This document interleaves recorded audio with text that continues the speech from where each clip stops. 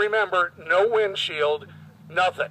And the pressure of that was the most unbelievable thing I've ever felt in my life. To try to go 70 miles an hour into a wind that is pushing you back at 60, I was holding on with every ounce of strength I had in me. When a crosswind would come, you're riding at a 45-degree angle, just trying to stay in your lane and go. Those of you who ride know what I'm talking about. It was absolute horror.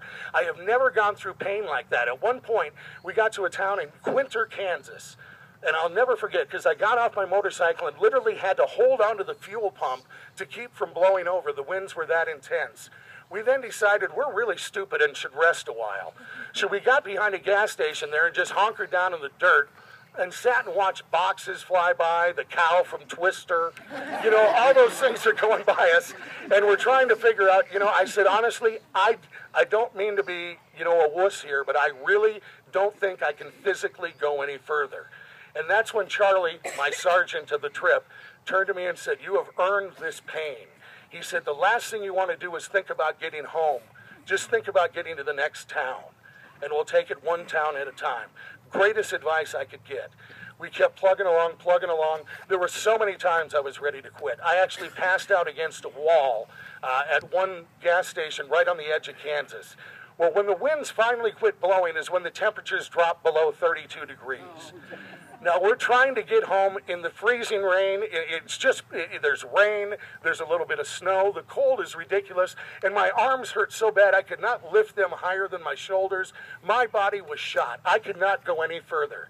We had finally reached a point when I was leaned against the wall, half passed out. My buddy Danny Joe was laying on his motorcycle, with his feet up, and he looked over and he said, "I got some little girls waiting on me at home. We got to get home." And that's when it hit me, too, that, you know what? I need to do this, too. I need to just hunker down and get home. I got on my bike for that last trip, and then the realization hit me of what happened.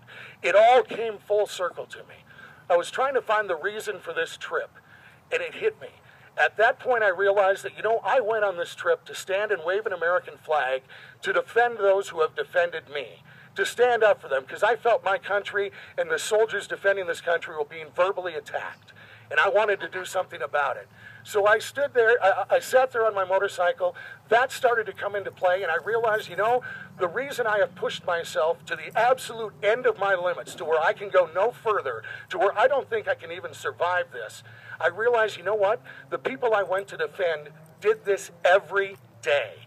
I get to go home and go to bed, wake up, and start a new day. Those men and women went to bed, got up, and did it again and again and again. And it made me have a greater appreciation and realization of what I went to stand up for. I, coming home, am a changed man. I will never be the same after that. I thought I had patriotism. I thought I had appreciation for you men and women in uniform before that. I have a greater and deeper appreciation now. And I cannot thank you enough. Those who I need to thank the most will never be here to hear my words. And the greatest thing we can do for them is remembrance. And that's why we're here today. And I say it again, God bless our men and women in uniform. I thank you from the bottom of my heart for letting me live the American dream every day. And when I say this, I mean it with every ounce in my body. God bless America. Thank you.